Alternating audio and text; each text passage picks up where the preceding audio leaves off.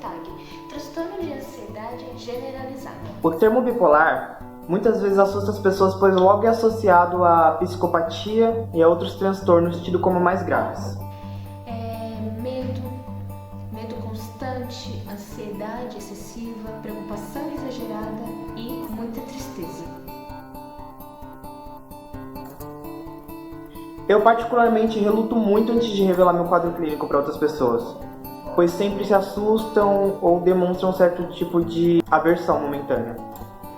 As pessoas acham que somos muito fracas, somos muito frágeis pelo nosso modo de pensar, pelo nosso modo de agir, pelas nossas atitudes.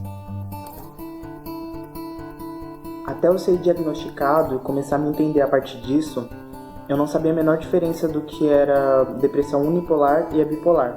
Cada transtorno deve ter o seu próprio tratamento. No processo para me entender, eu comecei a observar essas transições de humor, que para mim sempre era muito brusca. Então, aos poucos, eu comecei a entender o significado exato para o termo bipolar, porque eu já era diagnosticado com isso e eu mesmo me assustava com o nome. E me assustava ainda mais com as mudanças que eram tão radicais e aconteciam de repente. E isso causava estranheza em quem estivesse por perto. Por esse motivo, nos momentos de crise, eu costumava me afastar nos lugares de onde alguém pudesse me ver naquele estado. Era estranho para eles me verem assim? Era, mas era tão estranho para mim quanto era para eles. Quando passamos por isso, não entendemos bem o que acontece, nem por que acontece, ou quando vai acontecer de novo. E essa crise deixa a gente totalmente incapacitado. É um assunto muito sério, que precisa de ajuda psicológica, psiquiatras. Mexe muito com o nosso cotidiano, com o nosso modo de agir e com o nosso modo de pensar. Uma das minhas maiores dificuldades é me manter estável. Essa doença é muito diversificada, podendo trazer vários sintomas e outros distúrbios psicológicos, podendo desencadear crises do pânico, crise de ansiedade e outros. Então essa variedade de manifestações faz com que eu me pegue sempre numa tensão, sempre pisando em ovos e quase que o tempo todo agindo com cautela. A maior dificuldade é falar sobre ele. Eu acabo me calando muito, acabo ficando muito quieta no meu canto e acabo não falando para as pessoas os meus sentimentos, porque eu acabo tendo muito medo de ser julgada, de ser criticada. Acabo não falando dos meus sentimentos para ninguém. É difícil formular isso. É sempre uma descoberta quando eu procuro caminhos para me manter nos eixos, de modo que eu não os permita falarem mais alto que as minhas reais intenções. Sendo uma doença cíclica, eu sempre tento controlar os pensamentos que eu sei que não são criados conscientemente. Do contrário, a minha situação piora.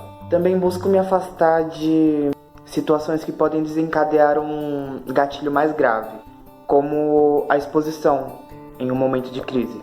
Geralmente, se estou muito mal e alguém acaba me expondo na frente de outros, isso me deixa muito pior. Sabendo que meu estado mental afeta a minha saúde física, eu tento ficar atento a isso, sabendo diferenciar quando pode ser uma manifestação do transtorno ou não. Bom, eu lido com muita dificuldade.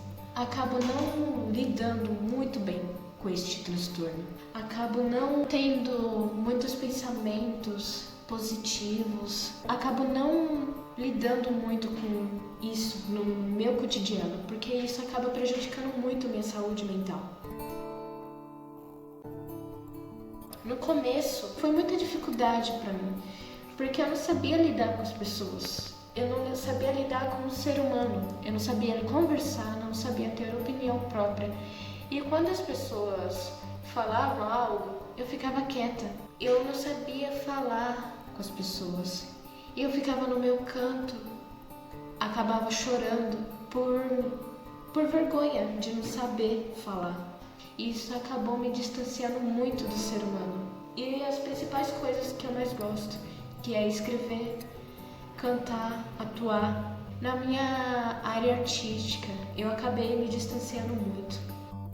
Mas com os primeiros ensaios de intervenções e as próprias apresentações, o sentimento foi de muita satisfação. principalmente ao ver a devolutiva e a troca de vivência ao final de todas as apresentações. É sempre bom saber que eu não sou invisível e, de algum modo, posso contribuir com que outras pessoas saibam e sintam que também não são invisíveis.